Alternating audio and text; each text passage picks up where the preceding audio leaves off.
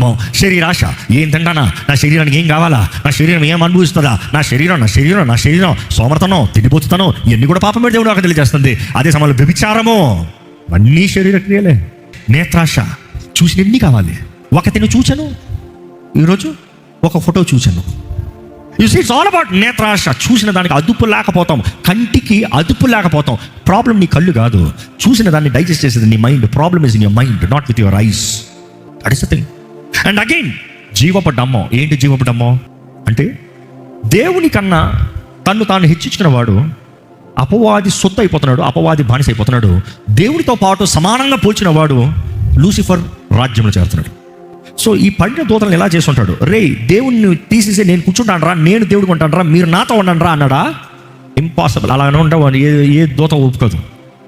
కానీ ఎట్లా చేస్తారు తెలుసా, ఈరోజు మన మైండ్లో చేస్తారు చూడు. వాటి స్ట్రాటజీ సేమ్, సింపుల్, వాటి ప్యాటర్న్ సేమ్. దేవుడి సంగతి తర్వాత పెట్టు, నీ సంగతి ఏంటి? What about you? What do you want?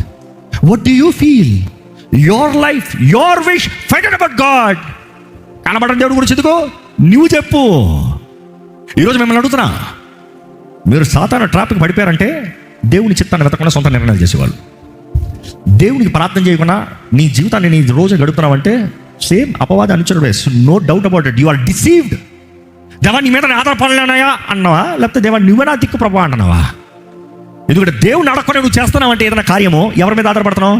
సొంత జ్ఞానం మీద ఆధారపడుతున్నావు. అపవాది కూడా తెలివిగాడంట, ఓ తెలివి, భయంకరం తెలివిస్తాడు, గొప్ప జ్ఞానం.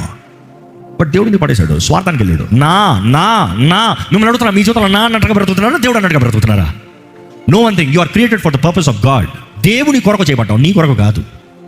నువ్వు చేయబడితే దేవుని కొరకు చేయబడ్డావు.